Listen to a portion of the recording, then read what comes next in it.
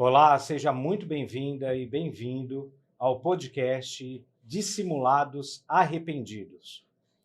Nessa nova série, vamos tratar casos que a gente tratou na primeira temporada, onde discutimos, então, situações reais de fraudadores e assediadores confessos, só que com uma outra abordagem. A gente vai tratar agora sobre a Ponte de Ouro. A Ponte de Ouro, um termo emprestado do Sun Tzu, que ele fala que o quanto que seria muito bom, na verdade, seria maravilhoso se a pessoa ela pudesse voltar no passado e ela pudesse escolher a melhor maneira de sair de um dilema ético. E para isso, eu tenho dois convidados especiais aqui para a gente discutir sobre a manipulação de resultados que o José praticou na sua empresa. E aí a gente vai discutir, então, sobre quais são as ferramentas possíveis que a empresa poderia realmente aplicar nesse caso, se voltasse, né, no passado e criasse essa ponte de ouro. Para isso, então, eu tenho junto comigo o Luiz Vabo e o Léo Carvalho, que eles vão aqui abrilhantar aqui o nosso podcast. Abrilhantar, eu acho que meio forcei um pouco a amizade, né, Nath? Porque eu não sou de falar termos muito, muito complexos, assim, bonitos. Eu não sei porque eu falei, porque eu acho que eu estou nervoso diante deles aqui, eu estou ficando muito nervoso, aí por isso que eu falei, é tão bonito assim. Não, mas de fato, eu agradeço demais a presença de vocês.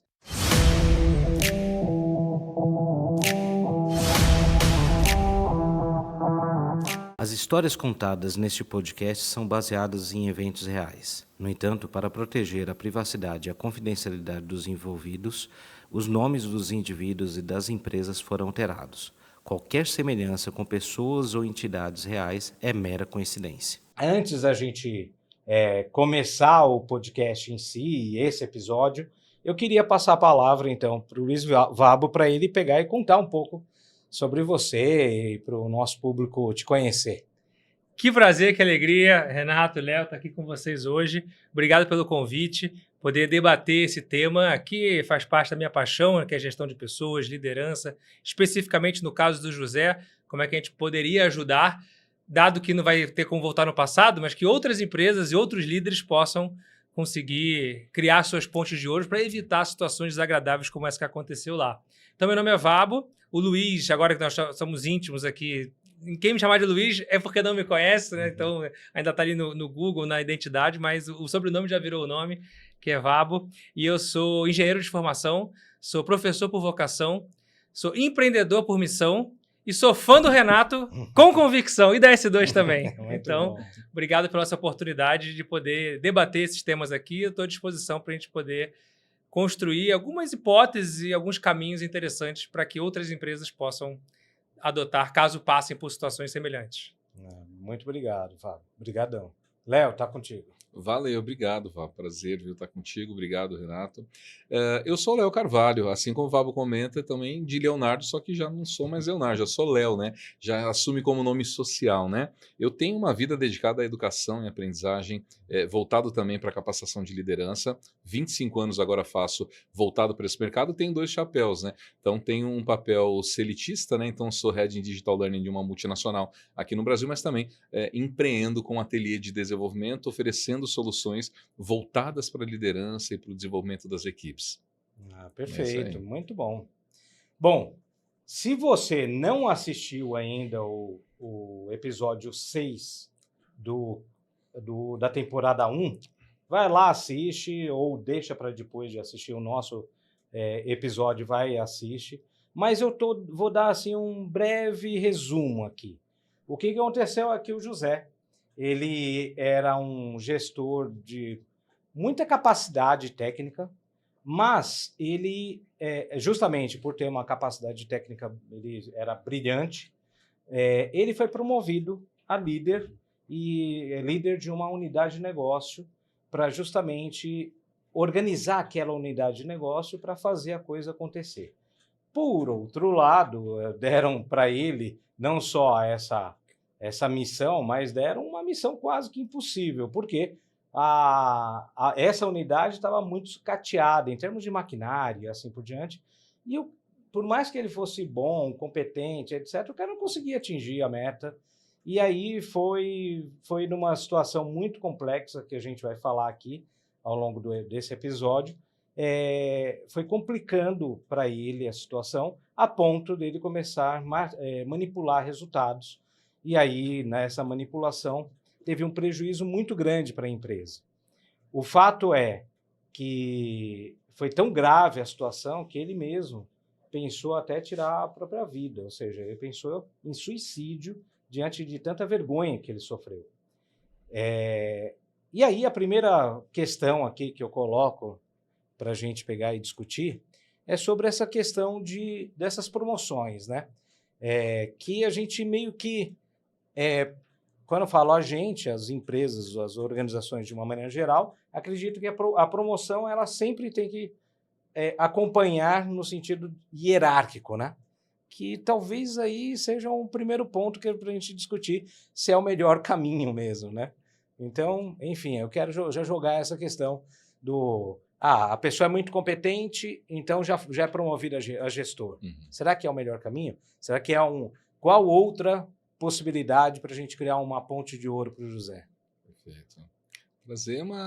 Vou começar com uma reflexão aqui, para a gente explorar.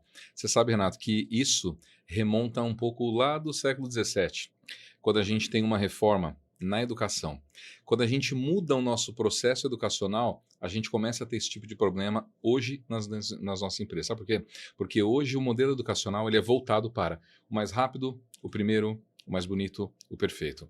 Esse processo de industrialização da educação ocasiona hoje, naquele menino, e no José, e em outros Josés que estão nos vendo nos ouvindo, o processo de concorrência. E isso em 100% do tempo. Quando você olha, por exemplo, Valentina, 10 anos, que tenho em casa, que é uma filha, minha filha, hoje, ela chega em casa e fala feliçona da vida que tirou 10 numa prova.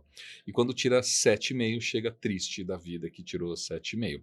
E aí, a mesma fala que eu tenho para endossar, que bom que você tirou 10, eu tenho que ter para falar, que bom que você tirou 7,5. Você aprendeu? E o que você aprendeu? Quando existe, lá no século XVII, Renato, esse processo de industrializar essa educação, a gente começa a deixar de olhar, e claro que talvez não fosse necessariamente em 100% do tempo assim, mas o modelo de educação ele era diferente em relação ao que hoje nós temos. Então, naquele momento foi posto que, bom, sabemos que tem uma expressão que fala assim, que de nota 7 o mundo está cheio, né? Tem uma expressão que se usa isso, e aí por ser nota 7, a pessoa se cobra a querer ser o 10. Deu escala, temos um problema. E na companhia hoje o funil é mais curto. E as empresas usam vários elementos, a gente vai falar em algum momento sobre isso, por exemplo, algumas formas de metrificar isso, e usa, por exemplo, um indicador que nós conhecemos que é o Ninebox, por exemplo. O Ninebox ele força uma curva. E tem um bom e tem um menos bom. E tem um que é menos bom. E tem um que é bem mais ou menos, e tem aquele que necessariamente está num turnover. E isso é forçadamente habitué daquela metodologia. E na empresa, quando você está exposto a esse comportamento, e a gente não vai entrar nesse momento no critério se certo ou se errado, mas ele força necessariamente a uma competição. E essa competição nada sadia, porque as pessoas começam a entender nesse momento, tá? Principalmente a nova geração, Renato, que não é quem chega primeiro. E talvez não é nem quem chega. Esse é o lance. Não é nem quem chega, sabe? Porque eu chegar aonde? Qual é aonde de fato você precisa estar? E a companhia ela vai te colocar metas, ela vai te colocar desafios, e muitos desses desafios desalinhado totalmente daquilo que você de melhor poderia entregar para onde você está, que é o seu tempo. Que é o tempo. O ativo principal da humanidade é o tempo. E a gente hoje, nas empresas, troca tempo por dinheirinho. Então eu dou um pouco do meu tempo e ele me entende como talentoso, me retribui com alguma coisa que a gente atribui numa nota, um dinheiro de papel, que a gente fala que tem um número 1, 5 ou 10 e a gente fala que é legal aquilo. Então a gente, por essa razão, acaba perdendo um pouco da desconexão com a realidade, com aquilo que de fato é mais importante. E eu atribuo tudo isso assim, para começar a olhar agora, eu sempre digo, volta umas 3, 4 casas no jogo.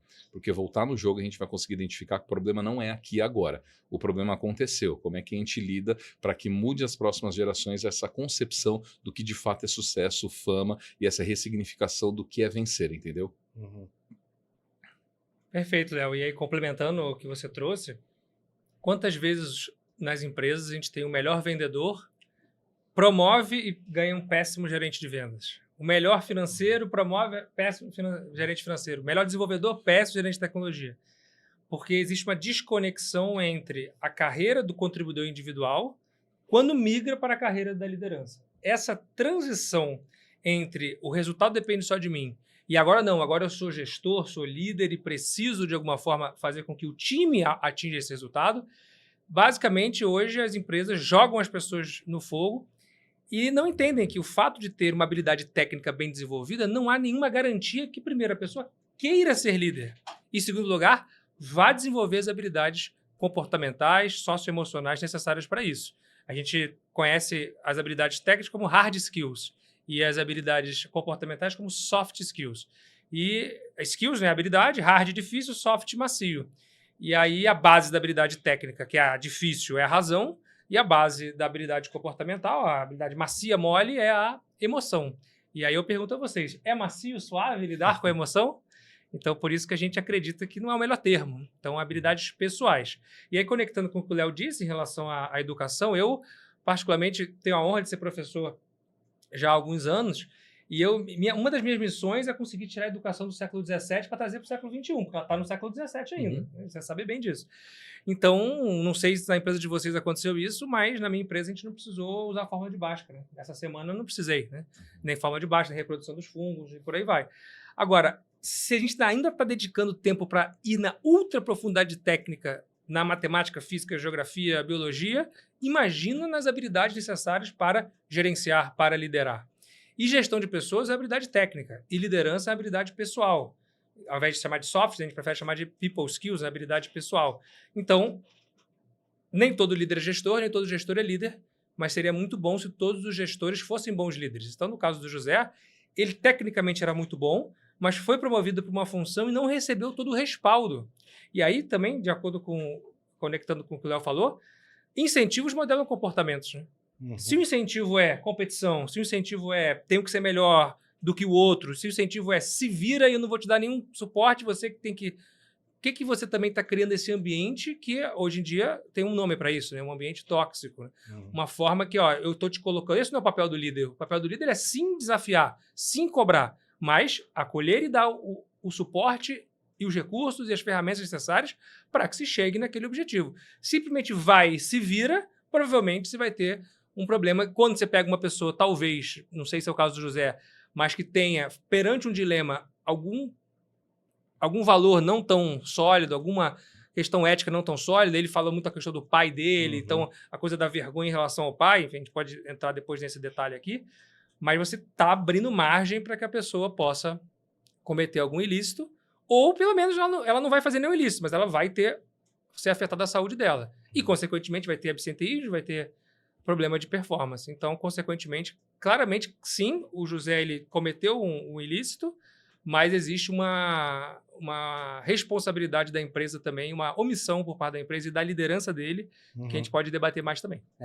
E assim, até pegando esse gancho, Vabo, a ideia desse podcast não é a gente justificar o comportamento do José, do fraudador, do assediador, porque isso aí já está claro, está sacramentado que é errado e ponto. Ele manipulou o resultado, ele é um fraudador e é um dissimulado, né? Dissimulado, confesso. A questão é entender o que poderia ser feito para mudar isso, né? Aí eu me pergunto o seguinte, tá, então a gente chegou a essa análise e reflexão sobre a questão das métricas, da pressão e etc., e da promoção dele, beleza. Mas o que a empresa poderia fazer? Porque, é lógico, o cara está trabalhando lá, ele quer receber mais, enfim, muitas vezes não é só financeiramente, mas é reconhecimento, e no caso do José ficou muito evidente isso, mas a questão financeira mesmo também, né?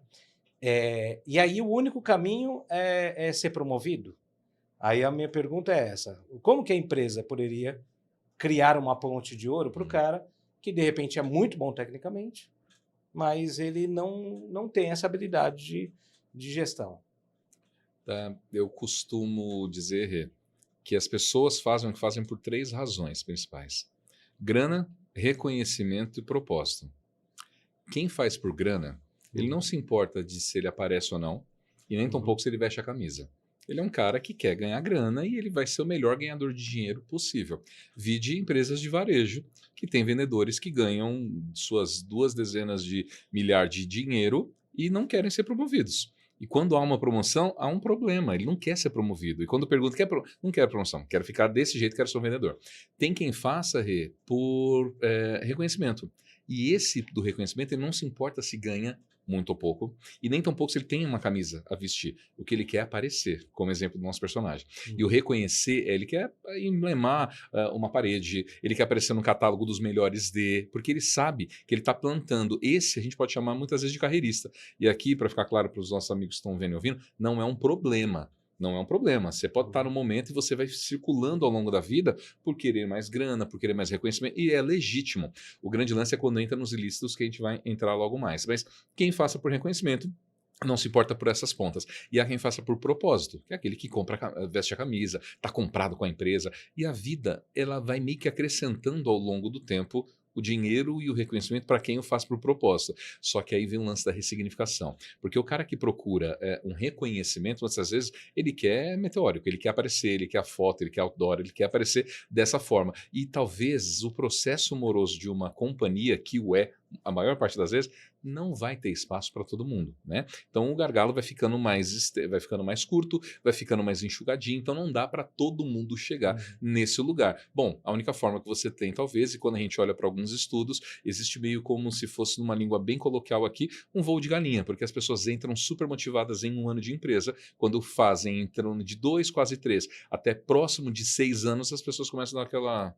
não é bem isso que eu estava a fim de fazer aqui. Porque ela não entendeu valia em algum lugar. Quando chega perto dos 10, a gente fala, poxa, então a pessoa agora vai querer sair. Não, pelo contrário, as pessoas já não querem mais sair. Por que elas não querem mais sair? Porque ela fala, cara, agora eu não vou abrir mão do meu 40% da rescisão, eu não vou abrir mão. Tem uma vida inteira que eu construí. Então ele vai ficando, ele vai se apagando na companhia. E aí a única coisa que ele tem a recorrer é pelo propósito. Fala, cara, eu vou fazer porque eu tenho que fazer isso que eu tenho que fazer. E mais uma vez, não é um problema fazer por nenhum dos 3. Porque talvez você está casando, está comprando, está tendo um filho, está renovando, enfim, você precisa de mais grana naquele momento, daqui a pouco você vai precisar de um pouco mais de reconhecimento, porque todo mundo quer aparecer.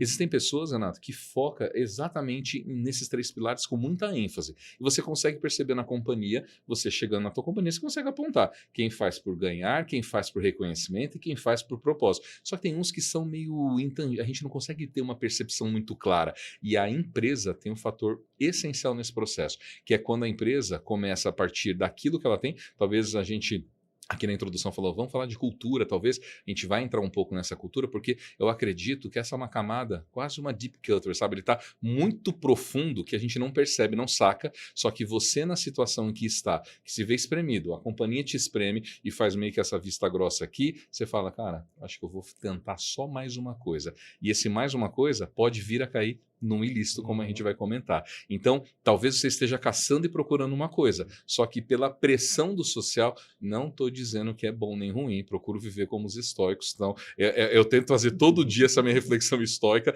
mas é romantizar dizer que não existe, né? Dentro das companhias agora, está rolando, está acontecendo, e as pessoas estão pressionadas, estão doentes, e aí um grande filósofo brasileiro, vocês conhecem bem, que diz o seguinte, que a ocasião não faz, ela revela ladrão, né? Então, assim, de fato, revelou-se, mas a partir do quê? O que foi gerado a partir daquela pessoa? Porque nós somos hoje, né, Renato, oriundo daquilo que a vida fez da gente ao longo de todos esses anos. Então, eu com 42 anos que estou, eu sou espremido por 42 anos de valores, de crenças, de conceitos, de preconceitos, e tudo isso me faz gerar a minha situação neste momento. Então, a minha tomada de decisão do agir ou não agir diante de uma situação exposta ou menos exposta, vem com 42 anos de totais valores de alinhamento com A ou com B, de coisas que eu ouvi, não ouvi, e a gente toma essas decisões muitas vezes em milésimos de segundos, né? A gente é muito certo de eu não faria. Nunca que eu faria. Não, eu faria com certeza. Só que só a vida e a situação que pode mostrar pra gente. Então a gente, do ponto de vista muito empático, não consegue saber de fato o que José passa.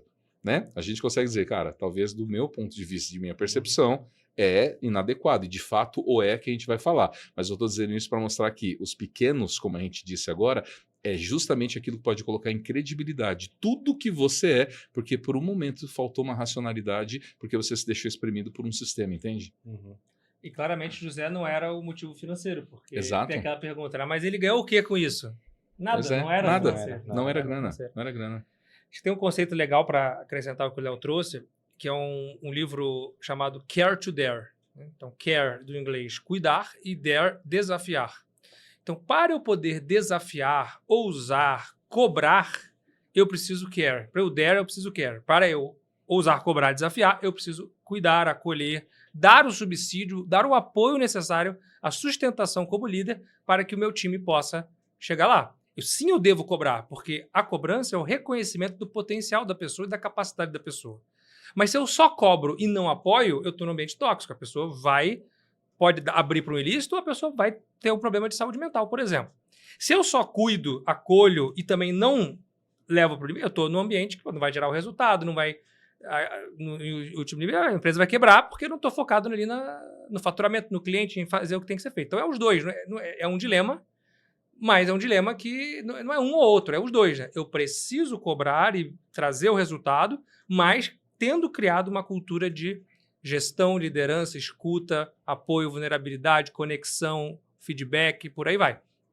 Então, nesse caso, claramente, o primeiro passo mostra que a empresa estava só there, ela estava só cobrando, exigindo, num cenário que claramente estava muito desafiador, de maquinário desatualizado, por melhor que ele fosse, ele não ia conseguir criar do nada uma solução mega criativa. E olha que ele tentou para cá, tentou para lá, mas era inviável. Então a empresa falhou na sua missão, o papel do líder dele, o gestor dele, falhou em dar esse apoio.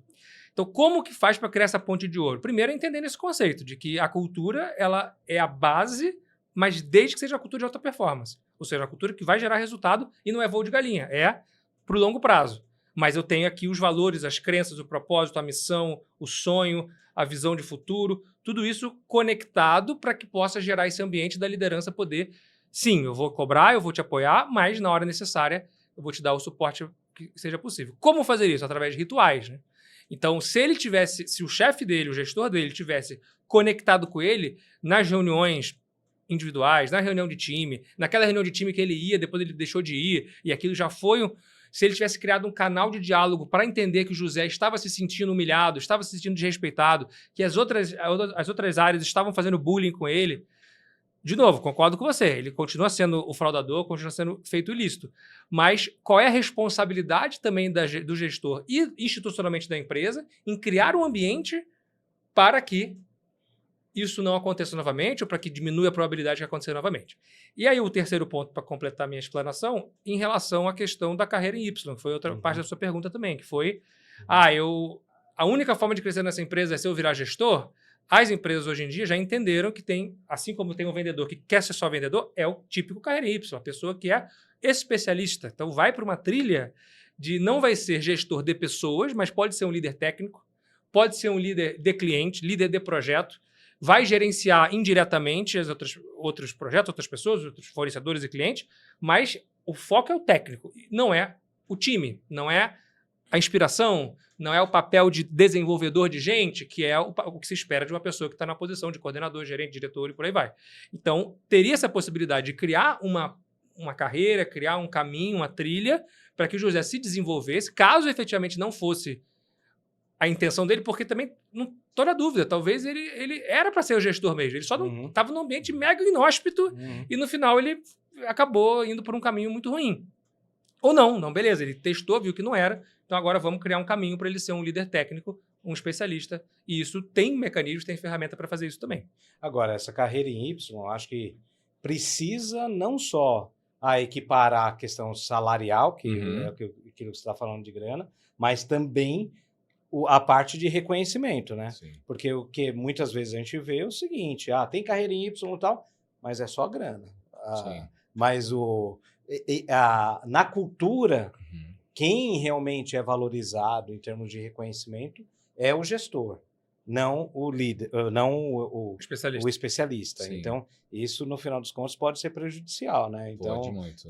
tem a carreira é a mesma coisa, você pode escolher, mas não é Não. bem assim. Mas O aí cara é olha- uma carreira Y mal desenhada ou É. mal implementada. Eu gosto de chamar todo mundo de líder. É. Só que um vai ser o líder gestor e o outro vai ser o líder técnico, Uhum. que é o especialista. Então, Uhum. todo mundo está liderando, porque liderar significa estar influenciando, está impactando, está gerando valor, está fazendo de alguma forma. Um é via pessoas e o outro é via a referência técnica, a entrega máxima, a pessoa que é o guardião do sistema hiper coração da empresa. Essa pessoa, beleza, não precisa ter gente debaixo dela, vai ter um squad ali de 1 ou 2 ou 3 snipers no máximo, né? Não vai ter assim, uma diretoria com 500 pessoas debaixo, vai ter 1 ou 2 ou 3 ou ninguém. Mas essa pessoa tem que receber a remuneração e o reconhecimento proporcional. E hoje, Vabo, se a gente pega banco, por exemplo, que é um modelo super tradicional de negócio, mas que muitos deles, inclusive o Brasil já está bem disruptivo, já tem diretoria Y. Olha que legal. Diretoria Já tem diretoria em Y. É um modelo Sim. super diferente, Interessante. porque até então acreditava-se que o modelo Y ele é muito mais por encarreiramento, até meio que ali do manager, ali do gerente, que é assim, então não vou gerir gente, mas eu vou gerir processos, uma squad, enfim, de terceiros muitas vezes. Mas existem agora executivos que estão no encarreiramento em Y, que é uma disrupção tremenda quando você fala desse modelo de encarreiramento em Y, porque eu deixo de dar só o reconhecimento financeiro, mas eu vou dar para ele o quê? O carro da empresa. Então eu vou dar para ele também, talvez em algumas companhias como ainda hoje existe, o incentivo do estudo, o incentivo do paletó e do terno, que em alguns bancos ainda existem. Então perceba que é um enxoval de coisas que ele acaba recebendo para estar dentro desse processo do encarreiramento. E desse processo que a gente falava aqui agora, sobre o erro de José, né, e dessa dualidade que ele fica nesse pensamento, eu digo sempre, Vabo, que assim, o erro ele tem uma percepção de, quando eu encaro o erro como um problema de execução, o problema é só de José. Quando eu encaro o erro como um problema de aprendizagem, o problema é do José e meu quanto organização. Porque quando eu olho só como um problema, puxa, foi o José quem fez, aí eu estou me eximindo totalmente da responsabilidade. E a gente aqui não está querendo passar pano. O que a gente está querendo dizer é que existe sim uma condição sistêmica para que colaboradores ajam de A ou de B. Isso em qualquer lugar acontece, com qualquer tipo de coisa. E isso está muito relacionado ao que o Vabo trouxe sobre a cultura de alta performance. Só que tem gente... Porque a gente tem todo tipo de gente assistindo esse nosso podcast agora. Tem gente que não está ligado no que é a cultura. Ele não entende bem o que é a cultura, né? O que é a cultura para a companhia dele? Para ele, a cultura é aquilo que ele consegue sentir e bater na pontinha do nariz dele. Para ele, aquilo já é cultura. Só que se a gente olhar por todas as teorias, a gente pode colocar em vários frameworks camadas de cultura. Sim. E essa camada dessa cultura que a gente está dizendo agora é uma cultura quase do delargar de ser feito, porque eu não dou subsídio, eu não dou condições para que eu faça, eu promovo alguém que pelo incentivo quase do reconhecimento, olha, você agora é um líder gestor do processo, então parece que dá meio aquela sensação quase fakeada de que agora você tem uma chave que abre portas, você tem agora um crachá que desbloqueia coisas dentro da companhia, que é uma falsa ilusão muitas vezes, né? E se você olha, por exemplo, a geração hoje, eu não gosto muito das linhas geracionais desses estereótipos mais de mercado, mas faz muito sentido quando a gente olha alguns recortes. Por exemplo, olhar as gerações mais novas, quando a gente olha essa geração após a minha, eu sou uma geração Y, estou no limitinho dela ali, a geração Z olha para a minha geração e fala, Deus me livre de ser líder. Eu não vou querer ser líder, porque esses caras dessa geração anterior não estão conseguindo nem cuidar de si, como é que vai cuidar de outro, né? Então, a gente passa essa percepção. Eu, com 42 anos hoje, Vabo, me recordo que quando menino eu tinha um desejo daquilo que eu via na TV, né? Então, eu queria apertar um botão e falar, dona Neide, vou deitar na minha sala e trabalhar de terno, gravata, paletó. Daí, quando chega na vez da gente, não tem terno, paletó, gravata, espaço, não tem... Opa, espera, não tem dona Neide. Não tem dona Neide. Não tem. Ela tá ali, só que ela tá fazendo outra coisa hoje, né? Hoje ela é uma responsável de experiência dos colaboradores e tal. Então, tá tudo certo, a gente aceita isso. Só que a gente mudou o mindset, porque era muito interessante, no meu tempo de menino, falar do workaholic. O que trabalha muito, né? Hoje em dia é vergonhoso você dizer que está no escritório até 9 horas da noite trabalhando todo dia, sabe? Isso me causa constrangimento, não me causa mais nenhum tipo de, nossa, olha que legal estar trabalhando. Você não soube gerenciar bem seu tempo, por isso Total, tem que trabalhar mais. Total, como é que eu vou gerenciar o tempo? Como é que eu cuido da família? Como é que eu cuido de si? Como é que eu cuido de outras coisas? Como é que eu vou cuidar da minha equipe, Val? Se eu não conseguir cuidar o meu tempo? Trabalhei numa empresa multinacional coreana, que existia uma expressão lá, que era assim, pali, pali, que é rápido, rápido.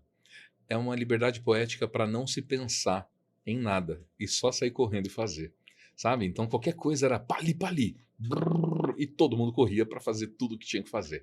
Então perceba que a cultura daquele lugar privilegiava pessoas que são rápidas, aceleradas num pensamento, que muitas vezes não tinha conceito e aprofundamento técnico, mas eram excelentes entregadores. Se a gente olha um conceito do Shirzad Chamini, que trabalha com sabotadores, a gente vai olhar ali talvez um sabotador autorrealizador, que não pensa muita coisa, não preocupa. Máquina. É a máquina, não pensa no corpinho que cai pelo meio, ele só vai sair fazendo e vai arrebentando. Ele é entregador, ele entrega bem, só que a qual custo? Qual custo? Deixa um rastro de sangue. Deixa um rastro de sangue. E nesse caso da companhia, existe... E olha que coisa curiosa, né, Rê? Porque a empresa, muitas vezes, ela viabiliza... É melhor, ela não viabiliza condições melhores para você fazer. No momento do erro, ela te aponta por não ter feito e diz, poxa, por que é que você não fez da forma como... Eu estava aqui, você não me procurou. Eu estava tão disponível todo o tempo para ti, você que não quis vir até mim, só que não está claro que quando ajuda eu preciso, eu tenho que levantar a mão. Não está claro a quem eu procuro, não está claro qual a forma de fato. Eu preciso entender aquela companhia, porque na companhia, até aquele momento, as pessoas entendem que a única forma de se resolver coisas é da forma como ele se resolveu. E tem a teoria do Jim Collins, que conecta com o que você falou, que é a teoria da janela e do espelho. Sim. Então, algo aconteceu de bom no time, é a janela, ou seja, o time realizou bem. Mas deu problema no time, é espelho. O líder olha no espelho e falou, eu não criei as condições necessárias para que aquilo acontecesse. E, claramente, do caso, novamente, não é para passar pano, não é para dizer que, beleza, ele não está... Todo mundo entendeu isso. Mas a responsabilidade é, na minha visão, não sei se é 70-30, 50-50, mas tem uma parcela considerável de responsabilidade da falha do gestor. E aí, só para conectar o ponto que você falou do diretor do banco, eles estão chamando agora até um nome diferente, né? Que é principal. Sim, é isso aí. O nome do especialista diretor é principal. E o diretor é o diretor mesmo. Algumas empresas, né? Cada uma tem uma nomenclatura. Isso já faz uma diferenciação também, que você tem o mesmo status de diretor, mesmo grade, mesmo nível, mas você está indo para uma trilha de especialista e aí tem todos os benefícios, participa da reunião de liderança e tem esse impacto todo. Então, com certeza, essa empresa precisa revisar também a forma como a gestão é feita, porque ela está dando margem a acontecer outras situações desagradáveis. E talvez se a gente jogar uma bomba assim, só para deixar a galera depois colocar no comentário. Será que um líder desse, quando entra numa reunião, a sua palavra tem a mesma valia de um líder de 70 pessoas? Acho que vale essa provocação. O quanto a companhia valida de fato esse movimento. Porque é tão importante ter o Zé, e eu queria muito tê-lo, só que ele não tem condições de gestor, então eu vou promovê-lo a uma carreira técnica. Será que a gente deu condições também para que essa tecnicidade fosse posta à prova de forma técnica e não apenas como um gestor que faz uma questão técnica? Porque imagina, ele vai ser sempre um depara. Não, ele é esse, mas é que na verdade, daí, quando fica explicando piada, a piada é sem graça, né? Então, será que a empresa está dando essa condição de fato e reconhece esses especialistas como aquele que deveria responder por uma área, ou necessariamente ele é quase que um grade abaixo na percepção visual da companhia a um gestor principal que tem um cargo de líder, né? E conecta também com uma pesquisa que mostra o motivo principal porque as pessoas decidem sair das empresas. As pessoas entram nas empresas pela vaga, pelo desafio, mas saem por causa de quem? É isso. Do gestor, né? Liderança direta. E, em especial, o fato das pessoas não se sentirem ouvidas. É. E aí tem uma outra pesquisa que traz pra gente que quando uma pessoa não se sente ouvida, é como se essa pessoa não existisse. Você está invalidando a existência do ser humano porque você não está dando voz para a pessoa, ela não se sente participativa. E aí, infelizmente, isso vai perder o talento, vai abrir margem para falta de performance, que é o que a gente não quer. A gente não quer que nenhuma energia seja dissipada daquilo que realmente importa, que é gerar valor para o processo, para o produto, para o cliente, ao invés de ficar pensando em outras coisas. Então, eu vou armar mais uma bomba. Bora! Aqui, que é a questão da avaliação de desempenho. O Léo já meio que acionou um pouco aí essa ignição aí da bomba, que é a questão seguinte, como que... Eu fico imaginando, na época do Barcelona, que tinha o Neymar, o R. Soares e o Messi, né? E tivesse que implementar o Ninebox, ou enfim, colocar lá quem que é o alta performance, talvez seja mais fácil, o Messi, tá beleza. Aí depois a gente tem que escolher quem que é o medíocre, né? O mediano, entre Neymar e R. Soares. Sim. E depois tem que falar, imagina que a gente chegando, o técnico chegando para o menino Ney, falar, então, você é baixa performance. Aqui no nosso... Sim. Como que funcionaria isso, né? E aí a pergunta é essa, será que esse tipo de avaliação de desempenho, da curva forçada, Sim. é uma maneira adequada hoje em dia? Né? Polêmica, porque minha visão, tá, Rê? Não é. Eu vou dizer, sabe por quê? Existem saberes e não saber. Existem conhecimentos e não conhecimento. Existem inteligências e não inteligência. Então, existem as personas que têm mais aptidão em A ou em B. Você usou um exemplo muito feliz quando você fala de jogador de futebol. Existe uma análise mostrando o jogador perfeito. Quem é o jogador perfeito? E por que Neymar ou Cristiano Ronaldo ou Messi fazem coisas que fazem?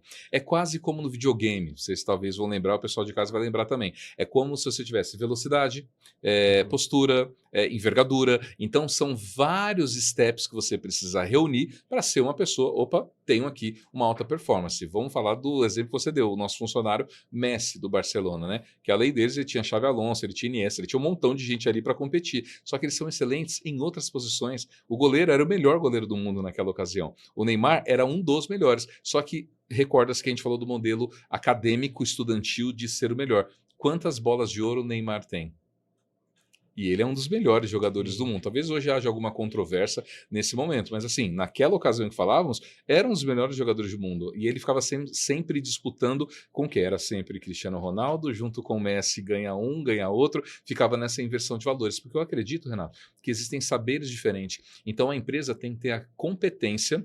E aqui eu trago competência como o aglutinado de conhecer, saber fazer e querer fazer, conhecimento, habilidade, atitude de fato, chá na história, para que a gente analise a nossa persona colaboradora de uma forma de um espectro mais abrangente. Por exemplo, falava agora há pouco, Vabo, sobre as soft e hard skills, né? Quando a gente fala das soft skills, todos os anos a gente tem o World Economic Forum dizendo as competências do futuro, aquela coisa toda, né? A comunicação aparece nos últimos 6 ou 7 anos.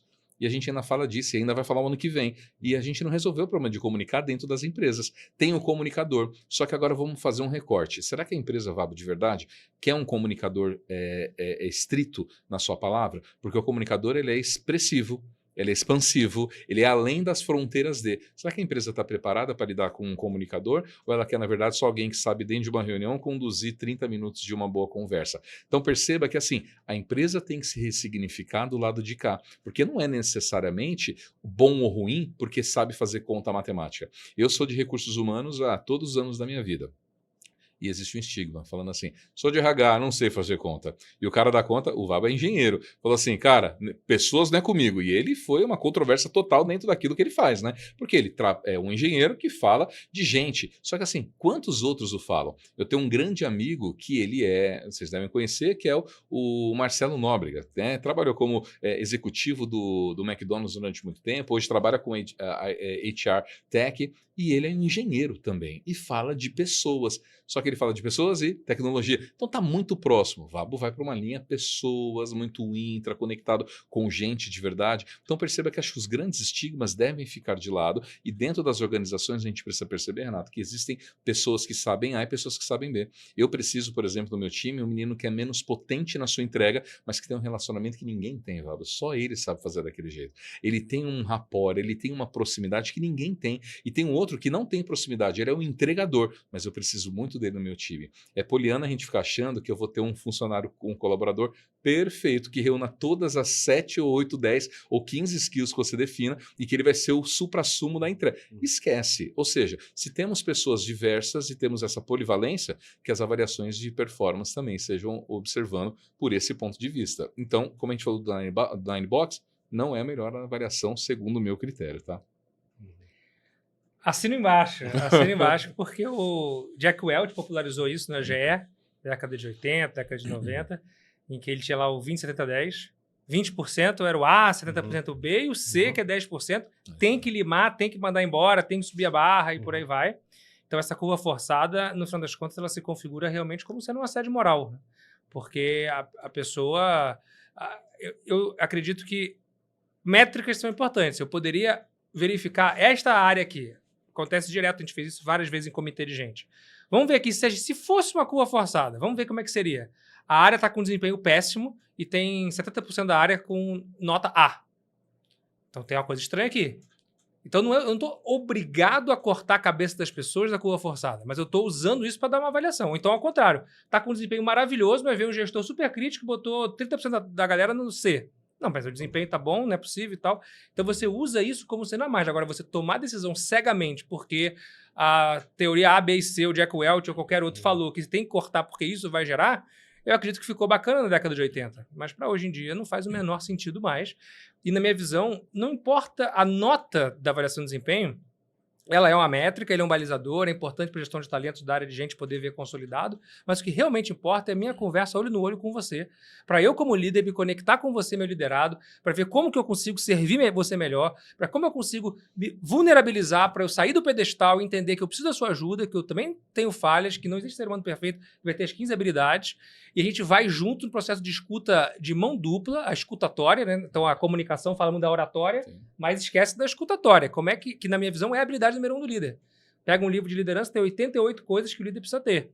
Então eu falei o seguinte, não dá, tem que ser super-homem, super-mulher, vou escolher uma habilidade, escutatória. Como que eu consigo criar esse canal para me conectar, porque a comunicação é um meio para a conexão. E ao me conectar com você, eu entendo o que te motiva, para eu poder apertar os botões corretos, é reconhecimento, é dinheiro, é propósito, é maestria, aí tem várias teorias nesse sentido.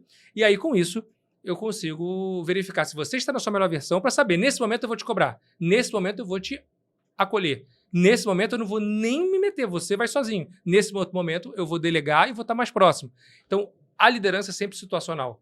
Então, a avaliação de desempenho é uma ferramenta importante, mas para mim, a ferramenta número 1 da liderança é o feedback. E também está desgastado. Sim. Porque o pessoal usa o feedback mal utilizado e, consequentemente, desgasta a ferramenta, que é uma ferramenta crucial, porque nada mais é do que uma forma de gerar canal de diálogo e conexão para que eu possa entender como que eu, como líder, contribuo para que você esteja na sua melhor versão. E ao estar na sua melhor versão e autenticamente você, o resultado, você está bem escalado. Você lateral direito está jogando de ponta esquerda, não vai funcionar. Mas você lateral direito está com as habilidades certas, com o apoio certo, com a confiança certa, naturalmente o resultado é uma consequência natural desse processo. Então, o papel da empresa e do líder é ter as ferramentas adequadas, entender o contexto, ser guardião dos valores e jamais achar que recursos humanos, inclusive, é outra palavra também que a gente fala, porque o humano não é recurso. Né? Então, também já ficou um pouco... O nome da área já reflete bem que talvez chegou a hora de mudar o nome. Né? E isso também é um reflexo da cultura. E você agora já acionou outra bomba, né?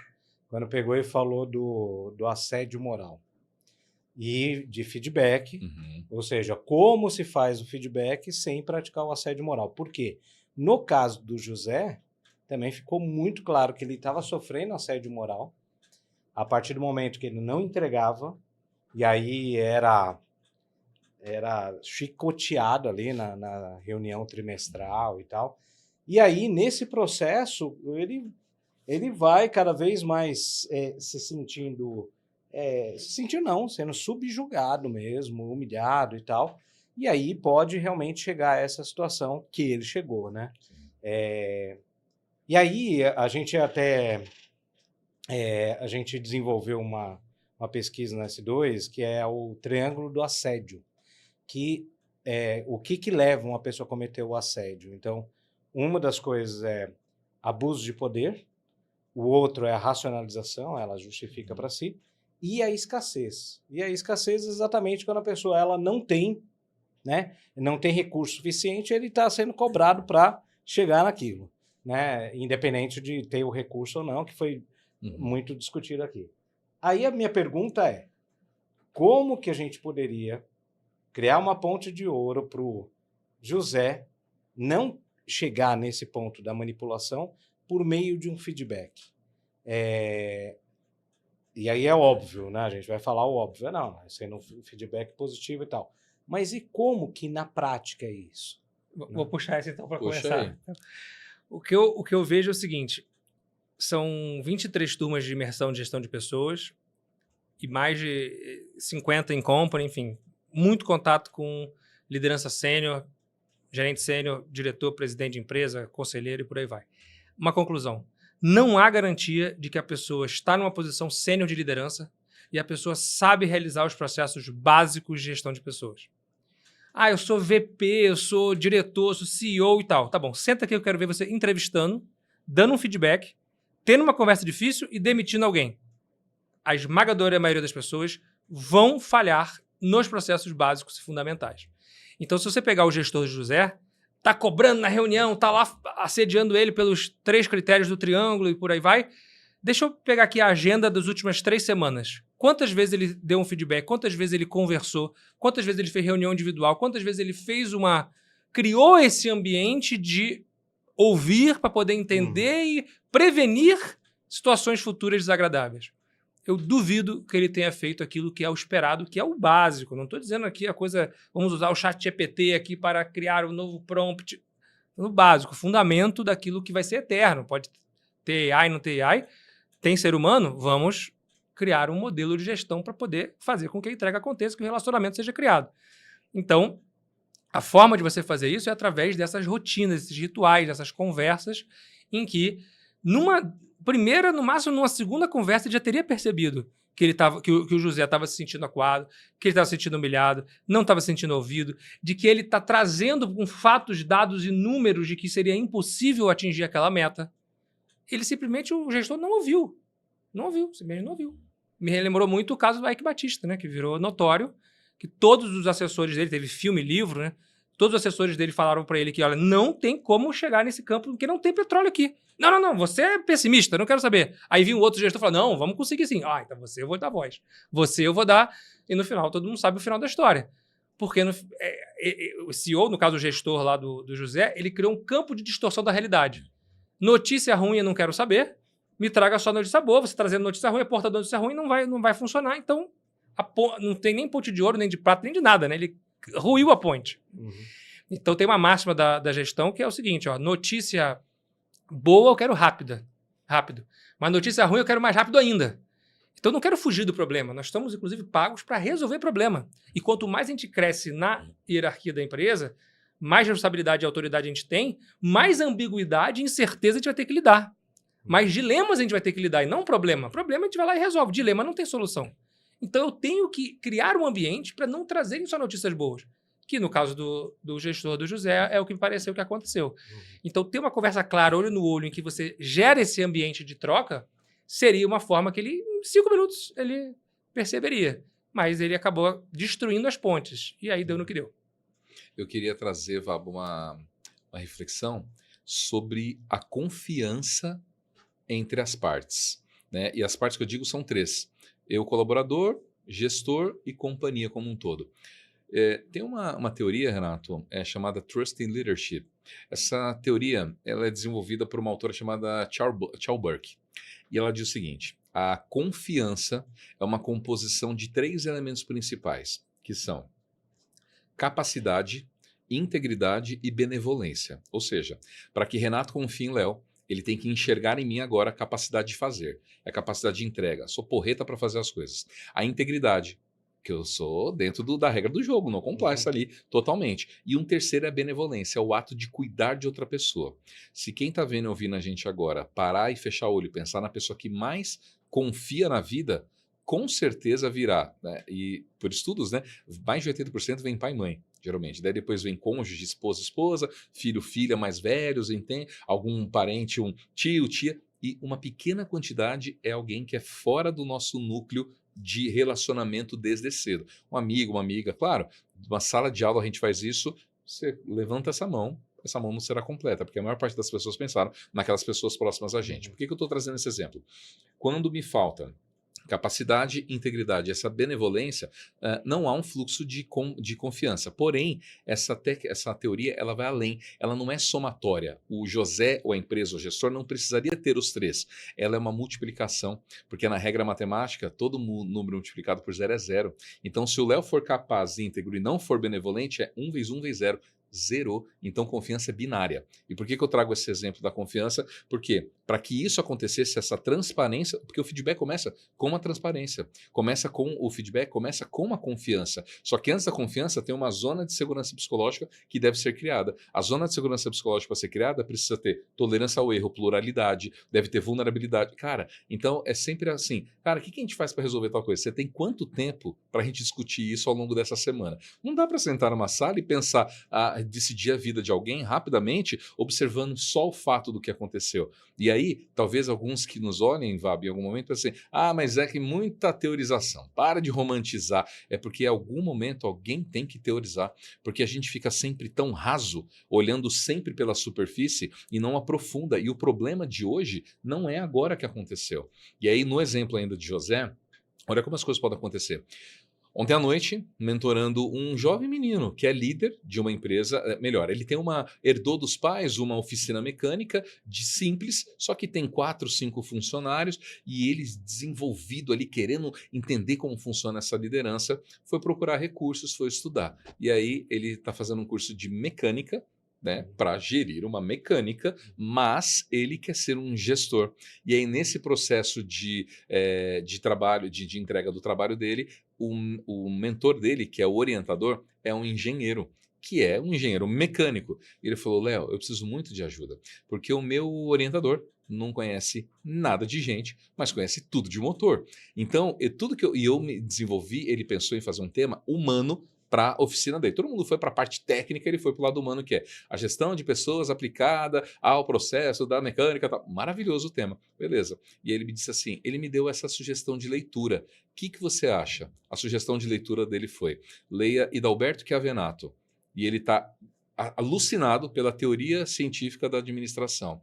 É um menino novo que eu acho assim, ok, conheça a origem, mas o TGA é a primeira coisa que você vê no primeiro dia da aula de um curso de administração, por exemplo. Então ele ainda está lá enaltecendo, e não que eu seja, hein? Quem está vendo a gente daqui a pouco vai hatear a gente, mas não é isso. Mas assim, cara, não é que você tem que olhar uma teoria mecanicista, uma teoria científica de administração e achar que é aquilo que vai mudar a tua vida, porque aquilo já foi. Você tem que olhar, mas sempre com o olhar sempre de isso aqui já foi, o que eu tenho adiante, tá? Então assim, o gestor orientador dele não teve a capacidade de orientá-lo, por exemplo, uma linguagem de uma leitura mais moderna em relação. Eu não estou dizendo moderno em trend, em nenhum hype. Estou dizendo de modernidade daquilo que a vida hoje o pede, da diversidade, da pluralidade de gente, porque até os autores mais consagrados hoje já têm algum tipo de lacuna e estão fazendo as suas revisões literárias para conseguir entregar isso que já não se tem na maior parte das literaturas, né? Dessas inclusões, das questões compliance, dessas questões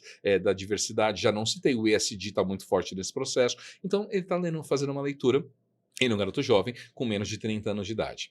Uma teoria, e alguns estudos, na verdade não é nem mais uma teoria, alguns estudos que ainda é refutado por uma linha neurocientífica, dizendo que o córtex pré-frontal ele é formado a partir dos 30 e não mais entre os 20, entre 30 e 40 anos. Ou seja, o que nos diferencia de uma criança é a consolidação do córtex pré-frontal, que é a tomada de decisão e regulação das emoções. Se líderes que estão nas empresas hoje não formou o córtex pré-frontal, ainda tem comportamento infantil, tem comportamento muitas vezes birrento, e quem está vendo, ouvindo a gente, está pensando, esse é meu chefe, minha chefe é desse jeito aí, ó. Porque ainda é assim na organização. Então meio que tem uma explicação para tal. Só que se você tem um comportamento raso, de não se aprofundar, vai ser só um cara chato, um cara que não entende de gente e que a gente vai trocar ele no próximo ciclo de desenvolvimento e daqui a pouco a gente contrata outro. E não é assim, porque na verdade eu tenho que voltar 2 passos antes desse jogo e entender o que de fato a gente tem de possibilidade. O gestor de José, né, não está clara a idade dele, né? Quanto tempo, qual a idade clara desse gestor? O que será que tem por trás dele? Quais são os estigmas que ele tem? Por que será que ele não deu esse apoio necessário? Será que ele não tinha confiança em dar ou ele não sabia fazer? E se ele não sabia, ele levantou a mão? A companhia apoia esse processo? Será que a companhia tinha como dar esse apoio para que o líder de José tivesse condições para atender melhor a José? Porque senão a gente fica só replicando.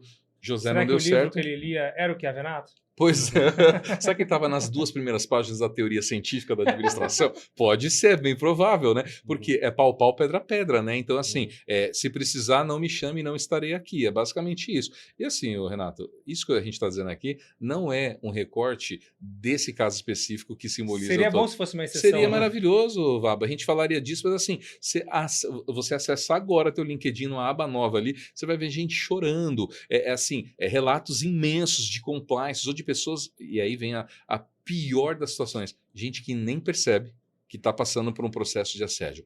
Gente que nem percebe que está cometendo atos que são pequenos ilícitos, porque nem consegue se conectar com aquilo de mais importante dos seus valores. Então, ele não tem nenhum tipo de virtude desenvolvida ainda, sabe? Porque ele não conseguiu, ele não chegou ali. Não chegou, porque ninguém conseguiu orientar essa pessoa a chegar lá.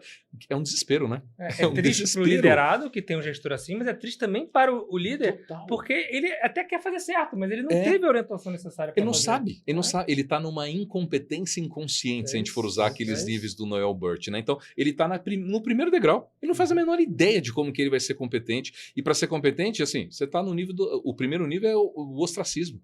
Você não sabe, você está no escuro, você não sabe nada. Ou seja, qualquer coisa que te derem, qualquer paixão diverte. E aí a gente reproduz esse comportamento, né? E aí volta no que é ensinado nas famílias, nas escolas, nas empresas. Muita habilidade técnica, um foco gigantesco em habilidade técnica e falta habilidade comportamental. Eu não acredito que exista nenhum conhecimento inútil. Sim. Né? Mas, certamente, para viver no século XXI, vamos estudar como eram os dinossauros, como é que aconteceu lá na época. Beleza. É um conhecimento possível, mas muito pouco conectado com o que realmente me faz viver hoje em dia. E para dar o feedback, você tem que gerar o espaço de confiança, o espaço de vulnerabilidade, a intenção genuína em querer desenvolver a pessoa. E a outra pessoa precisa ter clareza disso. Então, é curioso você falou da confiança, porque tem um exercício que a gente faz em sala de aula, que é assim, ó, pega agora a folha de papel e lista as 10 pessoas que você mais confia. Vamos fazer esse exercício para quem está assistindo a gente. Boa. Lista agora as 10 pessoas que você mais confia. Mas não vale parente. Sim. Não vale cônjuge. E aí cunhado é parente, sogra é parente, pet é parente. Não vale. Quem são as 10 pessoas que você mais confia na sua vida sem ser seus familiares? Aí começa. Então, poxa, mas precisa de 10. É até 10. É até 10. Não, mas, pessoal, se o pessoal tiver 2 ou 3 só, depois eu dou um abraço, fica tranquilo. Mas é uma reflexão interessante. Pois é. E aí depois o exercício continua, que é, vamos mapear agora dessas até 10 pessoas, 2, 3, 5, 10 pessoas que você mais confia, que não são seus parentes. Vamos ver aqui agora qual é as características de cada um. Qual é a idade? Qual é o gênero? Qual é a orientação sexual? Qual é a escolaridade? Qual é a religião? Aí vai passando por todos os recortes. Né? E aí, qual é a conclusão desse estudo? Já vou dar o spoiler aqui para você. É que 90% das pessoas que a gente confia são parecidas com quem? Comigo. Sim. Comigo. Claro. E aí, consequentemente, se eu, para promover, eu preciso confiar na pessoa, eu estou repetindo estereótipos, estou repetindo preconceitos, estou repetindo padrões. E não é uma discussão aqui da política, da polarização disso, aquilo. É simplesmente entender que se você tem um recorte diferente de hardware ou de software, né? De questões demográficas ou de questões psicológicas, seu histórico de vida é diferente, vai ter uma visão diferente, vai agregar uma opinião diferente, uma ideia diferente, vai ter um olhar diferente. Isso as pesquisas mostram que gera mais inovação. Gera um pouco de entropia, mas gera inovação também quando você supera isso. Então, se você só promove quem você confia, você só confia em pessoas parecidas com você, provavelmente você está enviesado. E o viés, ele é a base para você tomar decisão ruim. Fica num ciclo vicioso já, né, nesse processo, né?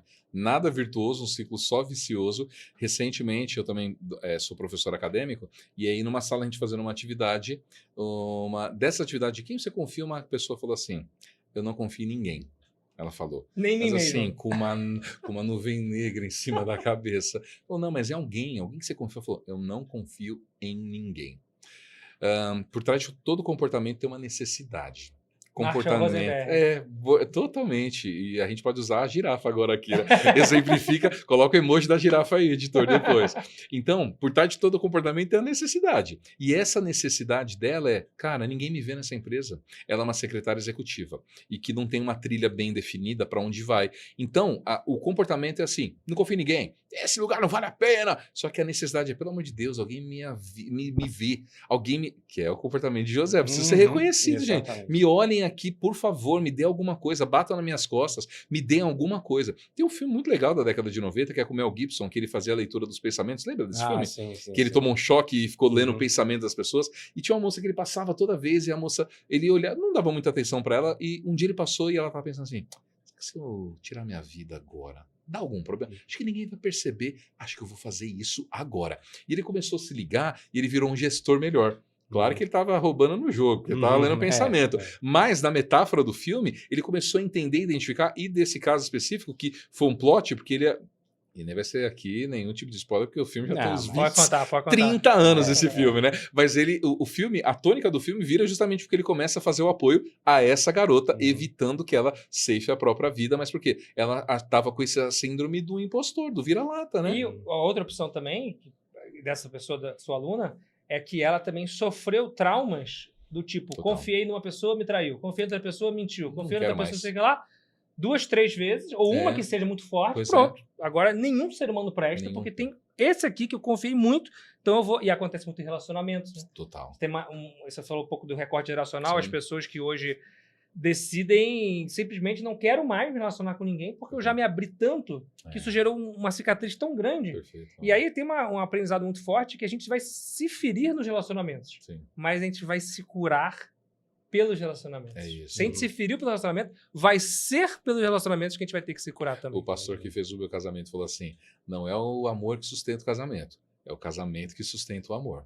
Ou seja, fica. Porque você vai ter que resolver essa treta aí. Não dá para procurar fora o que talvez você não está encontrando aqui. E vocês entenderam que eu não falei de casamento conjugal aqui. Eu estou falando de qualquer tipo de casamento. Pode ser uma relação com a empresa. Muitas vezes a gente sempre orienta, cara, não está feliz? Sai, vai embora. Só que às vezes a solução não é fora, é aqui. E se você não se encontrou aqui, não dá para você procurar em outro lugar. Qualquer lugar vai te faltar alguma coisa, né, Bob? A pessoa já está no 4º casamento e continua com o mesmo problema. Porque teve uma coisa que não mudou.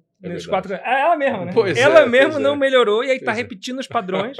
Então, esse é o desafio. Mas... Um abraço, Fábio Júnior e Gretchen. Depois você corta aí na edição. Muito bom.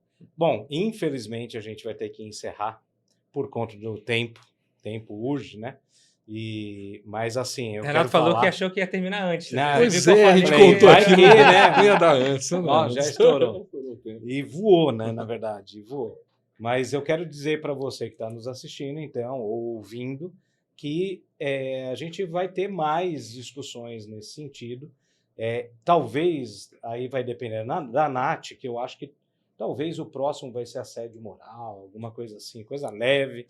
Mas aqui a gente já quicou um monte de bolas e bombas foram acionadas aí para ser discutido em episódios posteriores. E se você gostou, dá um like, comenta, compartilha. E o quê? Ativa o sininho e tudo mais. Se você não gostou, não precisa comentar nada e tá tudo bem, não é isso? Não tem que dar moral para quem não gosta. Brincadeira. Pode comentar também. E aí eu quero pegar e devolver a palavra para vocês e falar, primeiro, agradecer imensamente pelo tempo de vocês e assim, pelo conhecimento compartilhado, que foi muito, muito rico mesmo. E se vocês puderem dar as últimas palavras e, principalmente, falar como que quem está nos assistindo, ouvindo, pode encontrar vocês, vai ser muito, muito bacana. Tenho certeza que a galera está querendo saber. Professor Léo, por favor. Dá licença aqui, gente. Obrigado. Olha, obrigado, viu, Renato? Obrigado a vocês simulados aqui, Vabo, obrigado pelo papo. Me encontra como Léo de Carvalho, DI Carvalho, em qualquer rede que você tiver por aí. E assim, para finalizar esse nosso papo aqui de minha parte, o elemento principal, vou apoiar e trazer o que o Vabo trouxe, é o feedback, que é uma externalização daquilo que talvez a gente possa entender como approach, aproximação, olho no olho, entender, rapport. Então, assim, tem tanta coisa que gera o tal do gift, né, que é dar de fato esse presente. Há algumas controvérsias. Será que feedback de fato é um presente? Mas quando bem aplicado, até aquele que você fala que não foi um feedback, foi só uma pressão, se você bem esquematizado, de fato ele faz diferença na sua vida. Então, feedback é primordial para essa liderança, para manter esse radar, esse sonar ligado. Obrigado pelo convite, viu? Foi um prazer estar aqui com vocês. Eu agradeço. Foi um prazer também para mim. Obrigado, Renato. Sou do time da S2. Sou fã dessa empresa, o trabalho que vocês fazem. Não é de hoje, já tem um bom tempo que a gente tem contato. Obrigado, Léo, também. Aprendi muito com você. Parabéns pelo seu trabalho. E deixar aqui a mensagem final. Quem quiser me encontrar, @vabo23. Então, V de Vitória A, B de Bola O, 23. Instagram, LinkedIn, YouTube. Prazer poder continuar conversando. E vou aproveitar e deixar um presente, então, para quem está nos assistindo. Se você ir lá no direct do meu Instagram e dizer uma coisa que você aprendeu nessa nossa conversa hoje aqui e você pretende implementar na sua vida, eu vou te dar de presente um e-book chamado Como Desenvolver as Suas People Skills. Como desenvolver as suas habilidades pessoais. Então fica esse presente aqui. Fala, vim pelo podcast Simulados, aprendi tal coisa e eu mando para você esse link para você ter esse desenvolvimento. E a mensagem final, eu queria fechar com uma frase que para mim resume bem o que eu li no livro, o que eu assisti na primeira temporada e aqui agora também nessa discussão, que é uma frase de um grande filósofo que dizia que mais importante do que suas habilidades, mais importante do que suas qualidades, e eu acrescento, mais importante do que seu sobrenome, sua conta bancária, seu diploma na parede, o que determina quem você realmente é são as suas escolhas. Suas escolhas. Então, se você é um líder, escolha servir melhor o seu time. Se você é um liderado, escolha ter o comportamento adequado e, no final das contas, seja líder ou liderado, todos, antes de querer liderar os outros, temos que aprender a liderar nós mesmos. Então, escolha se desenvolver e não delegue isso para seus pais, seus professores, seus gestores. Empodere-se, porque certamente você vai colher os frutos se você fizer essa escolha na sua vida. E começou hoje. Você escolheu assistir esse podcast. Então, muito obrigado pela sua atenção. Muito obrigado novamente e nos vemos no próximo episódio de Simulados Arrependidos.